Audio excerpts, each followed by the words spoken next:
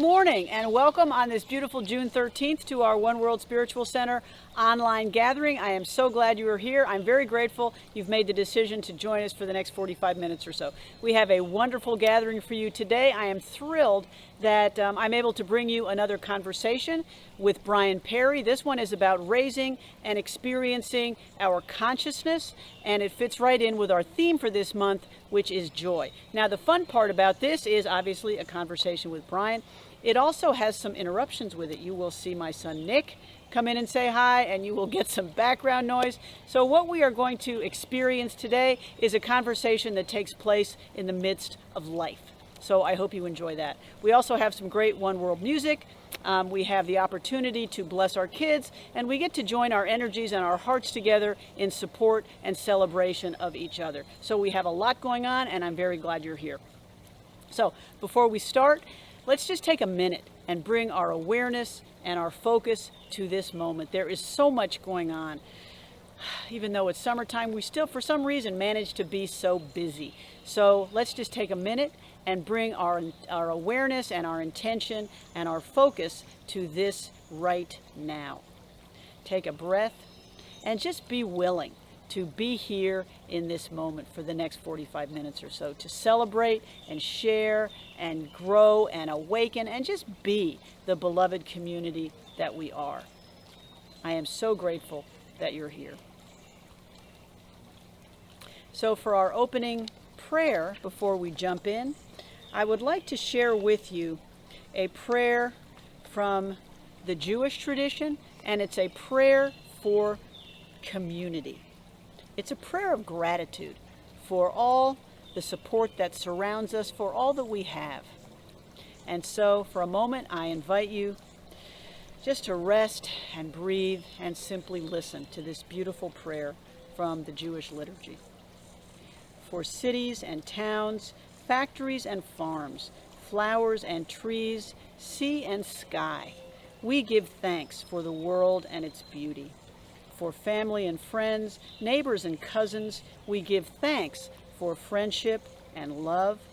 For kind hearts, smiling faces, and helping hands, we give thanks for those who care for others. For wisdom that teaches us how to live, we give thanks for those who help us to understand how to live in peace and wholeness.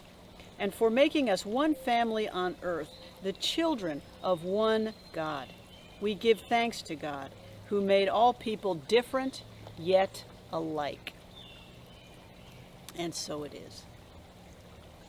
Whatever your faith tradition or none, we celebrate the similarities we have. We celebrate the commonalities we have. The love that each one of us brings to this common enterprise we call life. And so with that, I am thrilled to bring you our opening song. Please enjoy.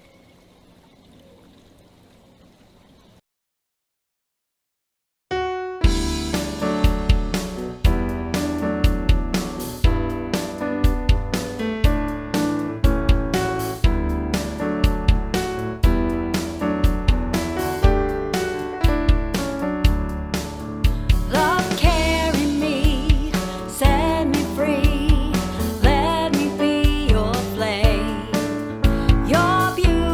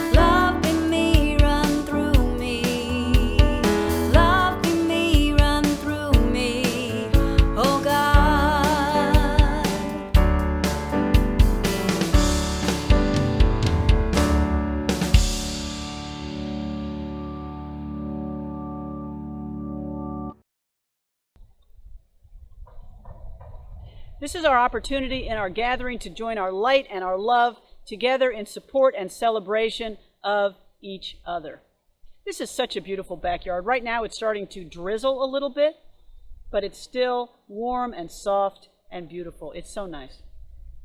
So let's take a minute and just take a breath and bring our awareness to this moment. Putting aside all the detail and all the rushing, letting your awareness move from your busy mind down to your heart space, simply anchoring your awareness in this very moment. Mother, Father, God, sweet Spirit, we are grateful for this right now, for this moment, for this beloved community, for this opportunity to be together in love and in support of ourselves, our beloved, and our greater world. May all be well. May all be protected and uplifted and healed and whole.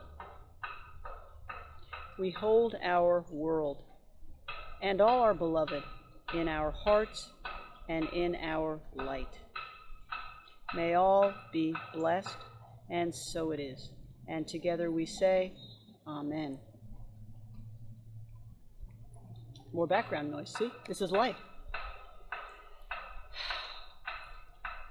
So if you have a beloved on your heart or a circumstance coming up, a situation in your life, let's just take a minute, as we do every week, and just lay it into the circle of our loving energy. This is our chance to simply let rest in our awareness those concerns that we have on our hearts, knowing that they are heard, knowing that we can release them to the universe, and that healing is coming.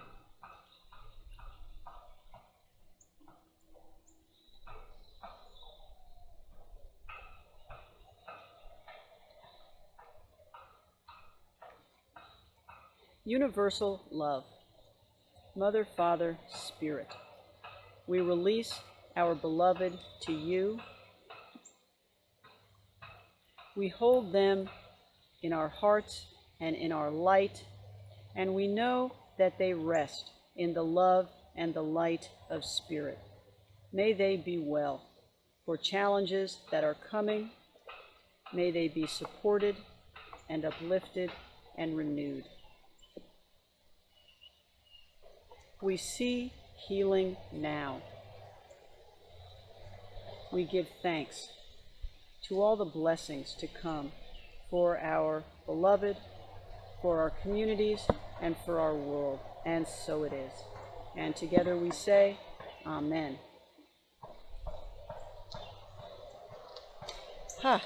Sometimes it's nice just to stand in a gentle rain. And actually, this is quite appropriate, because my closing prayer is from Ireland. It's in the Celtic tradition, and it's called a Celtic lorica. In the Celtic tradition, a lorica is a prayer of protection, and this is by Maureen Killeran, and she writes, Spirit of all blessing, be with us in the ordinariness of our days. May hope's light guard us and keep cynicism from our hearts. May the energy of laughter build endurance for the dark times of our lives. May creativity's vision grant the possibility of seeing old relationships with new eyes. May the oil of healing keep us from anger's hardness or despair. May the mantle of humility give courage to admit when we are wrong. May compassion's loom weave in us the discipline to forgive. May patience help us bear in mind that ours is not the only scale of time. May the flame of justice be a beacon for the choices we must make. May peace be ever in us and sustain our stressful days. Spirit of all blessing, be with us in the ordinariness of our days. And so it is. And so now it stopped raining. That's just beautiful. May Spirit be with us in the ordinariness of our days.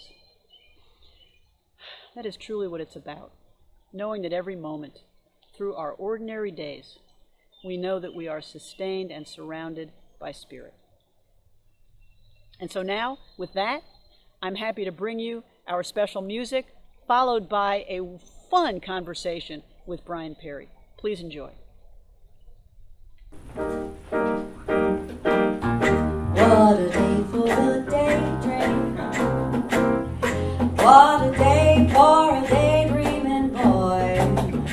And I'm lost in a daydream, dreaming about my bundle of joy. And even if time ain't really on my side, it's one of those days we're taking a walk outside. I'm going today to take a walk in the sun and fall on my face on somebody's new moon lawn. I've been having a sweet dream. I've been dreaming since I woke up today. Sorry, being my sweet dream. 'Cause she's the one that makes me feel this way. And even if time has passed me by, I couldn't care less about the dues you say I've got. Tomorrow I'll pay the dues for jogging my load. I'll find your face for being a sleepy bulldog.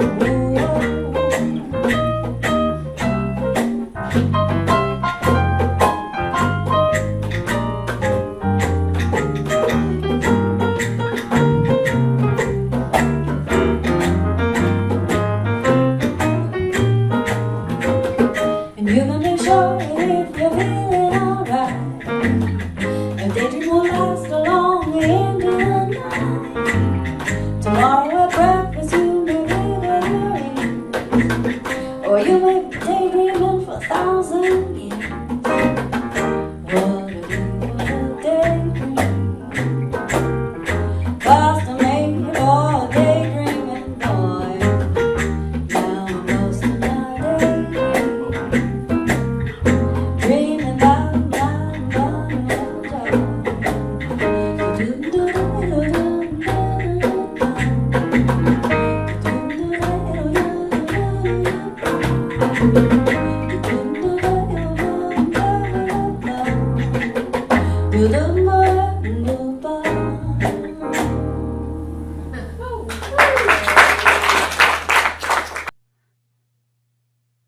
So welcome. This is so exciting. I get to do another conversation with Brian Perry. Thank you so much. We are hoping in the not too distant future to actually have these in person Indeed, indeed. and not And- little squares. And there's talk of possibly a podcast as well, which Yes. could be fun because There is we talk like of to a hear podcast. ourselves talk. I'm kidding. Well, we know And- we like to talk. Indeed, and that cool things come of it. And I'm going to share here that it was funny. We were laughing about when we got on the Hang the on one reality. second. I appear to That's have a perfect. visitor. Yes, Nick, Awesome. what can I do for you, honey? He's with you again. Okay, this is perfect. Nick was rude to me today, and now he's apologizing. Thank you, Nick. Who did I That's find? This is Brian. You can say hi. Hi, Ryan. Right back. Hi, Nick. How Oh, are it's hilarious. It's that's beautiful. What a poetic way to start this. And I was just about to say that we had a laugh when we got on a minute ago, when we first got on the call, about how I imagine we are not alone, which is why I'm mentioning it, how we've all figured out how to still have clutter in our rooms, but look professional on Zoom calls. And I was offering Great. my mess back here that I get to cover with my torso Yes, every I time know. I get on a call, rather than just cleaning the mess. I know, and I have the wine bottles over my shoulder, which we're going to try to completely ignore. But anyway, but we've been talking, and we're talking about joy. We're talking about consciousness. I had the opportunity to speak at Unity Birmingham last week, and I talked about the symptoms of the cure was the name of the talk, mostly because it was clever. It's a great title. But what it came from, and I'd really love to get your thoughts right out of the box, is the whole point of coming together in communities like One World, to my mind. The reason people do, I would say broadly, is there, well, I'm not even going to do that. Let's stick with this, is they have a sense of a desire to connect with consciousness, God, we call it different things. My question for you right up front is, you know, within the confines of the brevity that we need to do for these kind of talks, what is that? What is that connection? What is that? What is consciousness? What is God? Let's get clear about what we're talking about One of in my communities like favorite, this. okay, one of my favorite the first thing that comes to my mind, one of my favorite spiritual teachers is Richard Rohr. And he Yes. talks about God as relationship, as does Martin Buber. God is in the dialogue between, even when we're here on remote, God is in the dialogue between you and me, however far away we are. So when people come together in community, seeking that expanded consciousness, I think a large part of that is they know that God presents and God bubbles up and God unfolds in relationship when we are human and authentic with each other. Not only does it create deeper community, but it helps us unfold spiritually ourselves. So what is consciousness? That is one aspect for me of consciousness, that the depth is in relationship, and God appears in relationship. To me, the other part of consciousness, I mean, you can do it God out there or God in here. We also emphasize the journey within, God as the deeper essence of me. And that's what we reach when we meditate or when we engage in contemplative practices, whether it's contemplative prayer, meditation, lectio divina, passage meditation. All sorts of different traditions have different ways of doing it. But the more you sit in the silence and go into that deep part of yourself, you touch that flow within yourself that is the divine. What in Hinduism is called the Brahman, which is all of life, all of consciousness, all of creation. My part of that within me, with which I connect, is called the Atman, and that is my essence of divinity that connects me to the same in you. So it's such a multi-level experience. It's so hard to define any one thing. Even when you get past the fact that every time we try to articulate something, we so fail because words are so inadequate to even describe these wonderful truths. Yes. Thank you. Good night. I think all that's true. I think that people gather in communities like One World because I would expand on it, but like this, and say that to me, the impact of that space, the relationship space, is that it's one of the ways that God finds a way to remind me that I am not alone.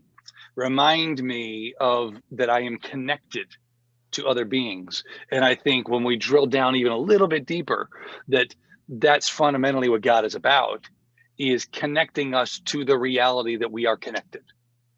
Connecting us to the reality that all things are connected. I loved the way Wayne Dyer said it in The Shift. I'm not going to quote it accurately, but what he essentially was talking about, how that when you get in contact with consciousness, you realize that all things are connected. Everything's connected. And the reason I loved that is because I've shared this with Unity Birmingham, and you know this about me, Melanie. For me, I'm always like, who cares? Like, I don't, it's not like this broad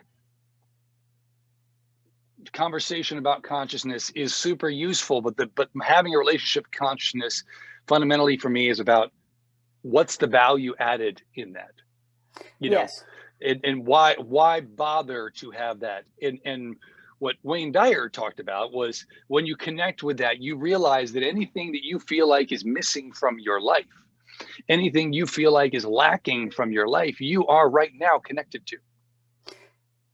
And so your job is not to find it, but rather to call it forth. Yeah. The other thing, I think that is true. There is, and I forget what sage it is, but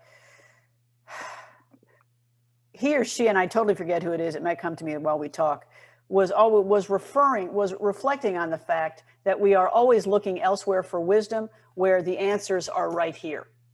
Totally. We are for some reason, we always look for other people to give us wisdom, and what we're getting is their version of wisdom.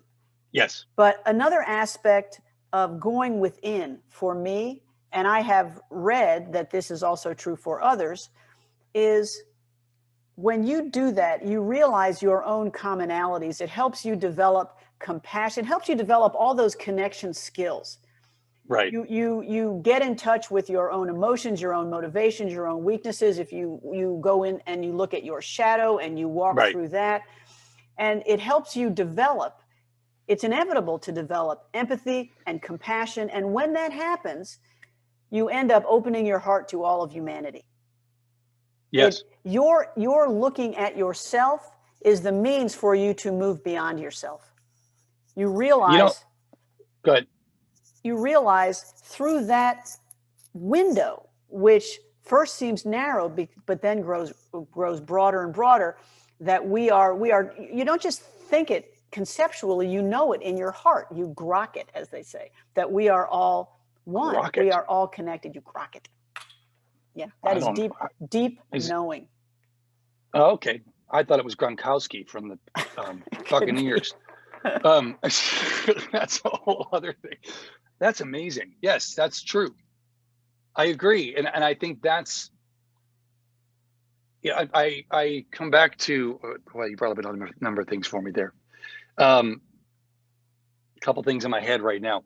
One is that a dear relative of mine, who I'm blessed to call friend as well as relative, and he and I were on a walk in the woods near his house years ago, and he asked me, I know him to be an atheist, and he asked me, do you believe in God? And I said, yeah. And he said, why? And I said, why not? And I went on to say, because, and you and I have talked about this, and it offends some people when I say it, but not in this group, because I've learned that this group's not really easy to offend, but which is great. But I said that I don't care whether God is just a psychological function of my brain. In fact, I mentioned this in one of our Wednesday night calls. That's not relevant to me. What's relevant to me is when I connect myself to that greater sense of connection, it calls me to a better version of myself. And by better version, I mean a better experience of myself. I like myself better when I am connected to that. The other story that was popping in my head was something we also talk about in these Wednesday night calls, or have before, which is when I talk at these communities like One World and Unity Church, other New Thought communities, there's always still this hunger you can see in people's faces. Oh, are you going to give us some secret sauce that we don't have already? No, it's the same thing. You can turn off the talk now. We're talking about the same things we always talk about, because fundamentally it does come back to creating space for connecting. And the way and the tools we use for that have been the same for thousands of years. Yeah. It is about creating that quiet. It's through meditation, through prayer, through a million different things that really all come back to listening.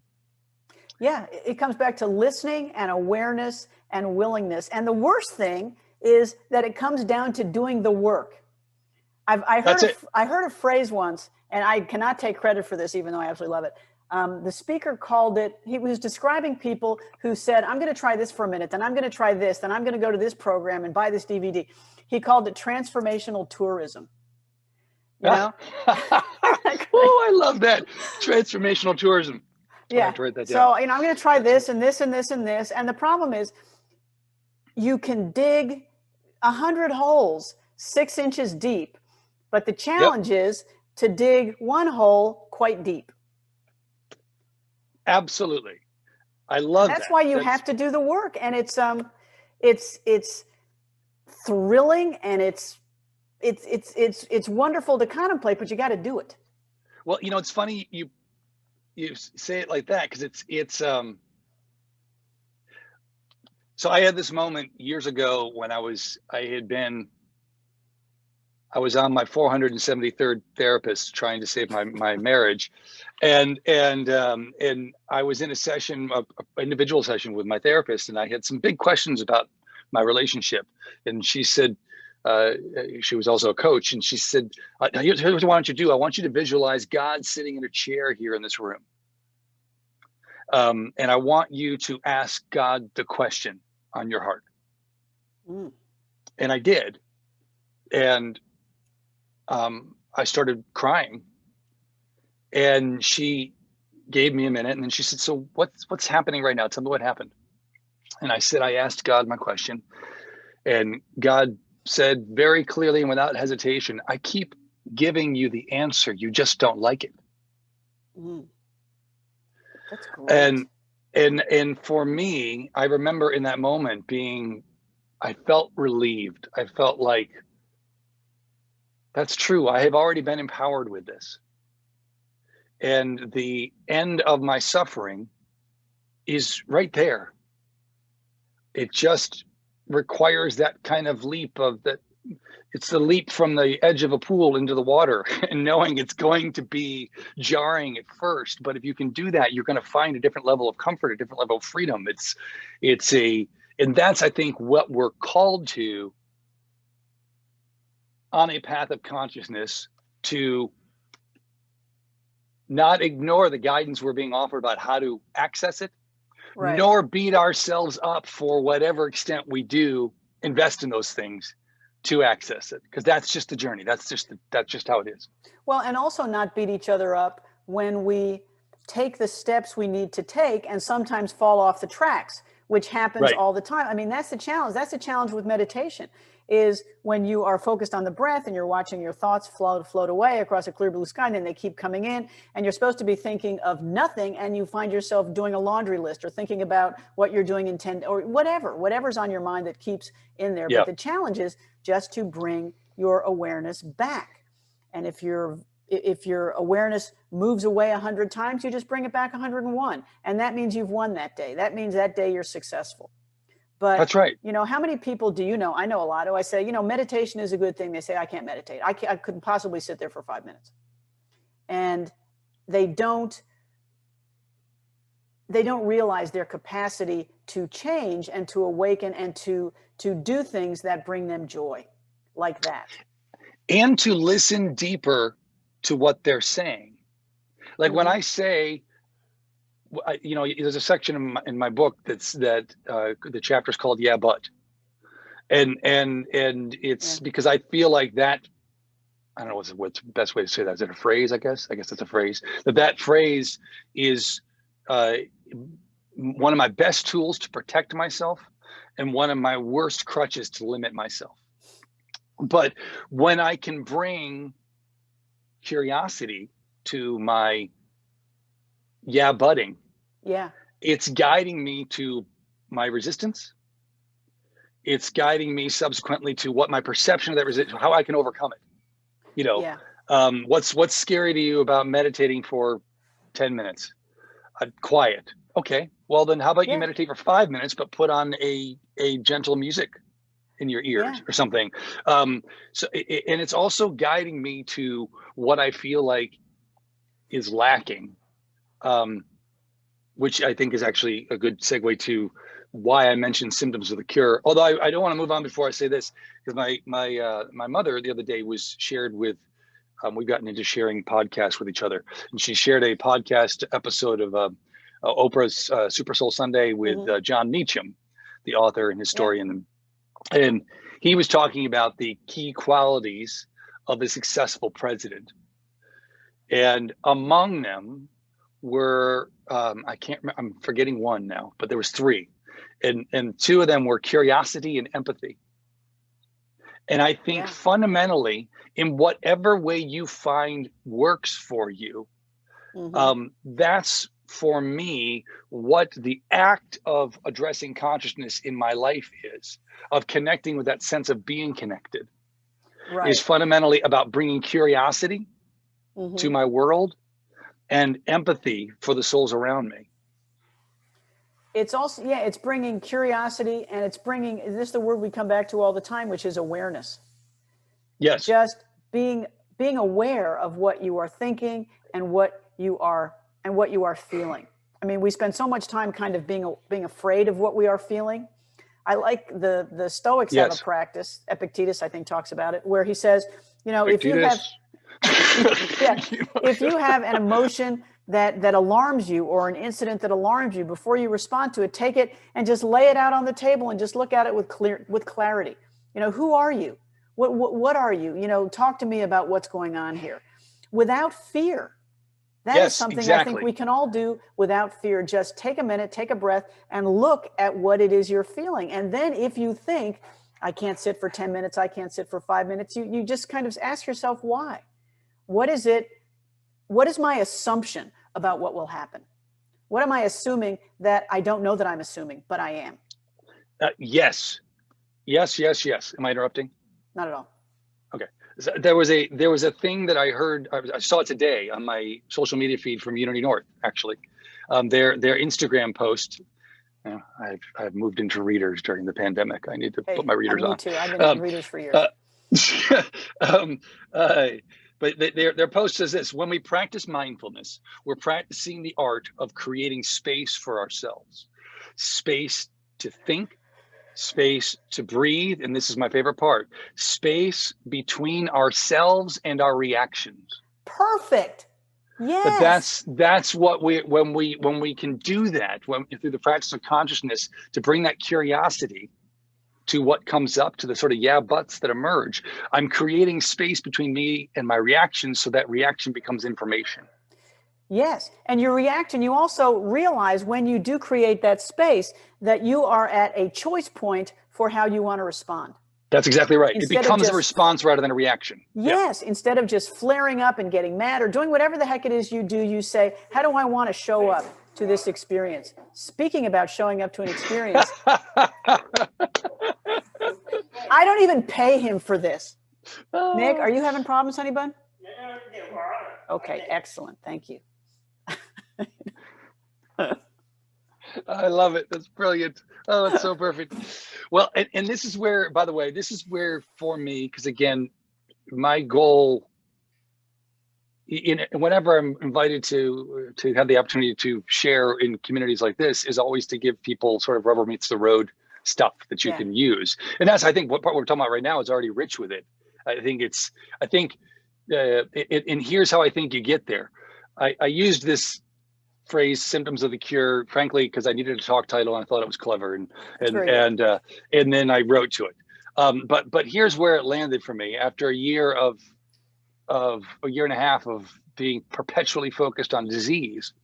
I thought about, how do we approach disease? Mm-hmm. And the way we approach disease is, if you're like me, you probably resist going to the doctor when you're sick, but then finally you go to the doctor. And when I go to the doctor, she says, so what's going on? Short version, long story, I basically list out a menu of symptoms. Oh, I'm dealing with this and that and the other, and this thing's really challenging me, and this is really hard for me. And she takes all those and she digs deeper where she needs to. And then she goes, okay, all those things, A, B, C, D, add up to E. That's the disease. So now we'll address it. And these are the symptoms, and they equal this. Right. And I think we already have the sort of muscle memory, as you and I were talking about earlier, moving back out into the world. We already have the muscle memory built in, that's how you address disease. You add up symptoms and they add up to a disease. I think there's an opportunity to reverse engineer that with the cure.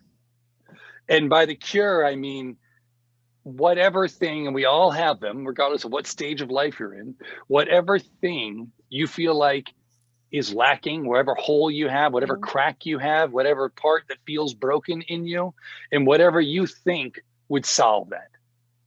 If only I had that new job, if only I had that dream vacation, if only I had that weight loss, or whatever. I use these analogies all the time, but what I love about that is there's nobody who wants to lose weight because objectively it's fun and objectively they like it. They have reasons for it. They have something they think is going to result. Exactly. They have something they think is going to result from that. And when we when we hit these walls in us, like, and you're right, it's a very common thing that I hear from all kinds of people. Oh, I can't meditate, as if for instance. And I'm not pushing you, whoever's watching, that you have to be, getting your Dalai Lama on all the time. But I'm saying that when I go, oh, I can't meditate, but I wish I could meditate. Why? What do you think is going to come from meditation? I feel like I'll have a greater sense of peace. I feel like I'll breathe deeper. I feel like I'll, notice things. Well, okay, well, you can work on breathing deeper more regularly. You can work, those are symptoms of the cure that you can mine for using that sort of Epictetus in that Unity North Atlanta Instagram post, which were very closely tied to each other. They were only separated by millennia. But you can the other example I use is like, for me, lands really well, is the dream vacation one. Like, I think I definitely have fantasies of, oh man, I want to go to Paris. I want to go to see the Eiffel Tower. The Grand Canyon's my church. I've been there many times. I want to go to the Grand Canyon. But when I think of that, is it that I really want to go to the Grand Canyon? I mean, yeah, but why? Because I'm after that experience of awe. I'm after that experience. And what are ways that I can be drawing my attention right now to that experience of awe? Yeah.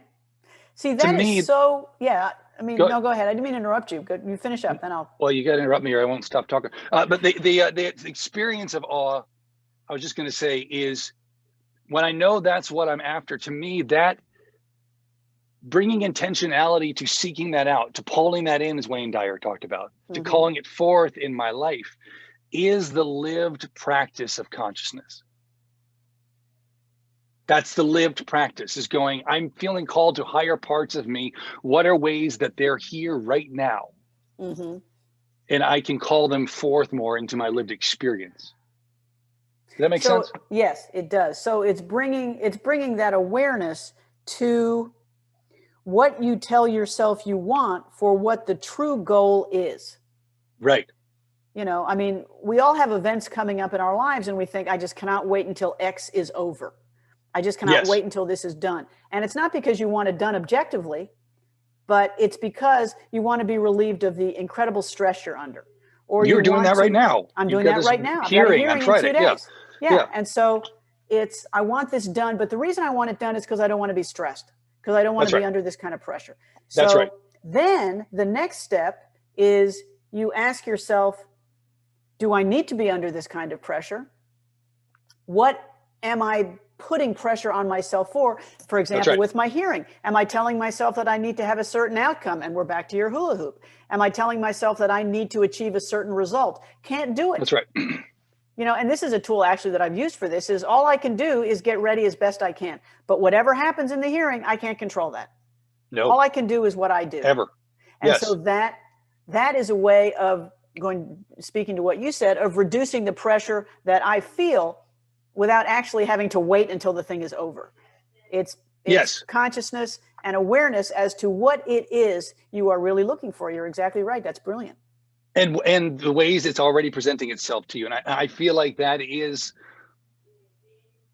the journey, that's why God calls us to connect and to be connected to each other and to connected to the sense of the universal connectivity. It's the way God keeps having that same conversation with me that I had in that therapist office. I keep giving you the answer, you just don't like it. Well, let me ask you this, because it seems to me that looking at your motives, or looking at what it is you are really wanting to accomplish, or what is it that's going to make your heart be at rest, given whatever circumstance you're focused on, that to me seems like an interior journey. Yes. So tell me how that fits in. Yeah. So tell me, as we are giving tips for practice to the extent we have any, tell me how that fits in with connection. What do you mean? How, if your journey is interior, how does that mean I'm connected? Yeah, because it seems to me that you were making, if I can say it, a connection between that and why God calls us to be connected. I am. I think it does, in that I'm a songwriter, as you know, and because anybody who meets me, I'm going to tell them at some point I'm a songwriter. But what I have learned over and over again is that as a songwriter, when Adele, never mind, I'll find someone like you, when she's singing this, and millions and millions and millions of people are singing along, Right. it's not because they're like, wow, she just described an experience that I have no relationship to. It's because she's speaking to something that's so personal, it becomes universal. Yeah. Because it can't not. The more honest I am, the more connected I am to you. For me, I've said this repeatedly over the last year. While we have all gone through what we've gone through from different points of view, never in my lifetime has there been such a universal shared experience of some of the consistent sort of psychological journeys through the trauma. And the reason that's relevant to me in this moment is that I've gotten on so many calls with people, and I don't seem to learn the lesson well, where I'll be like, I got to be honest, man, I'm really struggling with, you and I have been through this, or I'm really struggling with this thing. I'm really struggling with, disillusionment around, and every conversation I get on and I vulnerably express this and confessionally share it, they go, yeah, me too. So to me, the journey of becoming ever more honest and ever more connected to the parts of me that feel connected to the best of me and the parts of me who feel disconnected, that very internal journey, and then my expression of it, is what reminds me unavoidably that we're all in this together. Right. That is what it's ironic, it's and poetic, that the more true and personal I get, Brene Brown talks a lot about this, not in a word vomity kind of way, but the more really vulnerable and authentically vulnerable I am, the more you will see yourself in me. I mean, I've lost count of the number of times I've written a song that for me was, oh my God, can I say this? This is all so specific. And then people will be like, wow, that song you wrote about my girlfriend. No, it was about my girlfriend. But I'm glad that it landed for you, So I don't know if that answers your question, but that to me is what it is, one of the great mysteries of cultivating a relationship with consciousness. How my journey to feeling connected to everyone seems to start with my owning my connection to myself. Right. Well, no, I think you're right. And it's what I think it's what we referred to before about simply realizing that what is going on in your heart, while it is a profoundly and deeply personal experience, and we tend to think that nobody else has been through it, it's a human experience. And so in that sense, we all do. And sometimes we can't even articulate it. And I think that's what artists do, is they articulate so well what is going on in our own hearts. And we remember it. When you listen to music, your art helps me remember what is going and express and know what is going on in my own heart when I have difficulty doing it myself. I completely agree. And I would say, for the purpose of our conversation here, in the same way that I hope what's coming through is we're saying, don't hate on yourself for the consciousness practices maybe you don't feel like you're doing. Look closer at what they're inviting you into and find your own path there. I think that it's the measure of your relationship to consciousness, to your journey around consciousness, is not defined by how you articulate it or even how you really even how you practice it, so much as it is about your willingness, about your curiosity, about your willingness to bring your awareness to that which lifts you up and that which makes you feel separate. And that's the journey. It's so interesting. That's a further answer to your question about the individual nature of it. The beauty of it is that the journey to consciousness is to that one of connection, right? And very often the way I get that is by digging deep inside here, right, to identify the ways in which I am separating myself, the ways in which I am seeing myself egoically as separate from you, as going through a unique set of struggles and pains that nobody else can understand. These are all ways that God is telling me that's not me. Mm-hmm. That's fear. That's resistance. It's there. It's protecting you from something that and that's good. It's a gift in that regard. But the journey is to move away from that fear and into love. Right. And in so doing, you end up, not only do you bravely step free of your sense of isolation, but you end up connected to God. Well, and Brene Brown, you referenced her. I mean, her theory of vulnerability is that it requires complete courage. Yes, absolutely.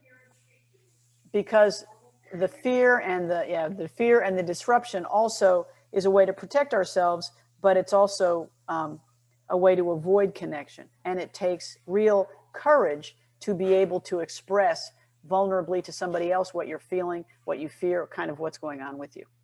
Amen. I think that's part of our connection.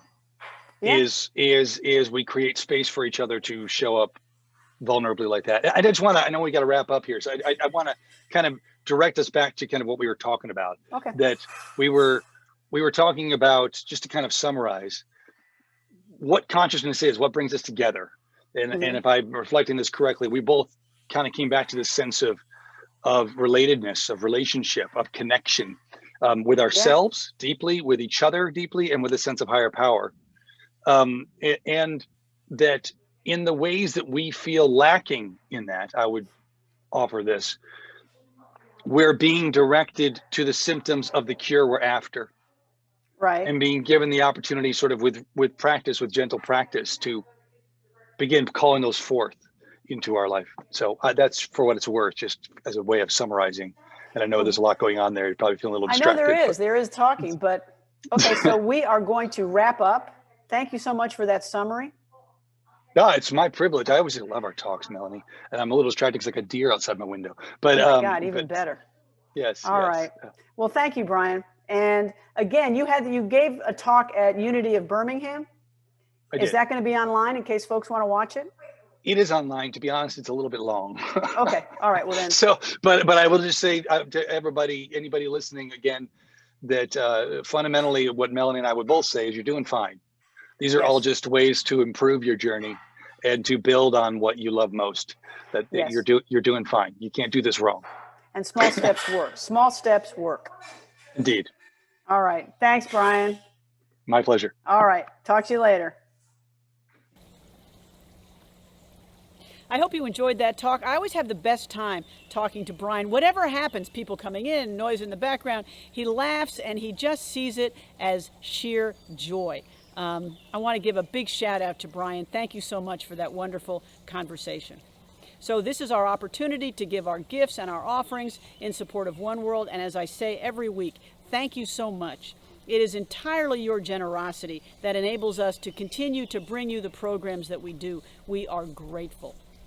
So let's take a minute and bless these gifts and commit them to the continued work of One World.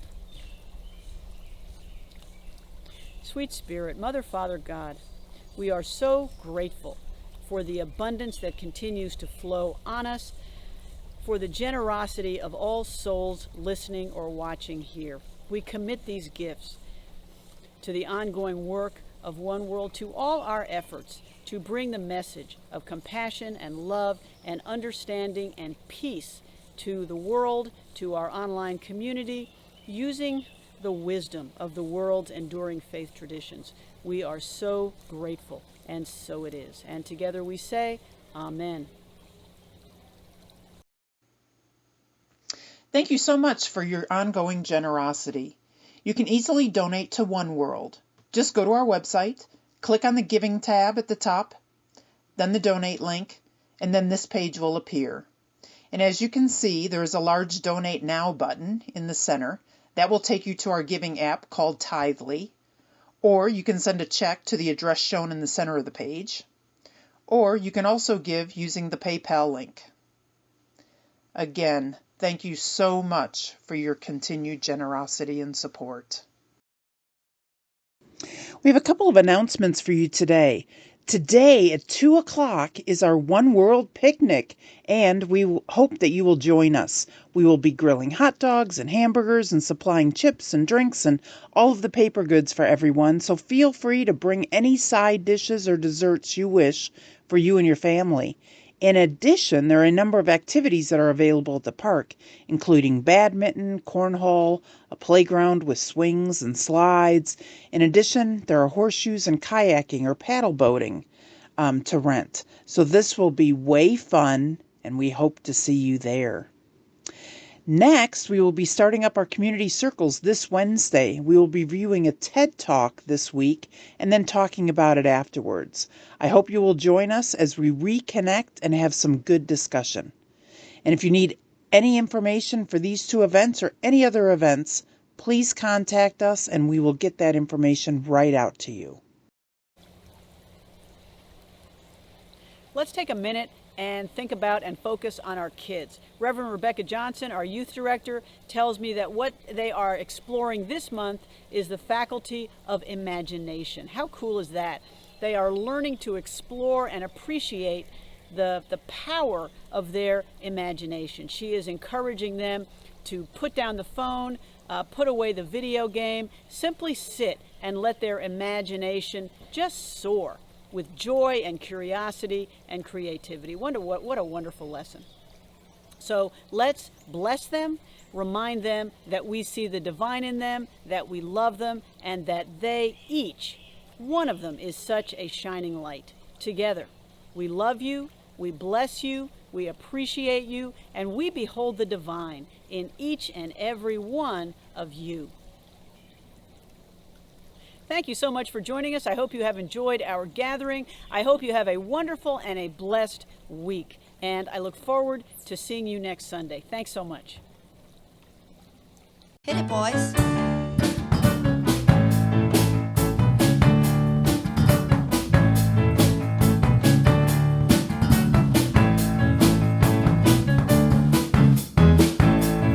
Let there be peace.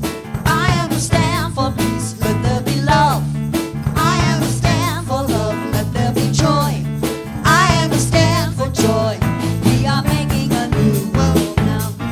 Let there be peace. Peace. I am a stand for peace. Let there be love. Love. I am a stand for love. Let there be joy. Joy. I am a stand for joy.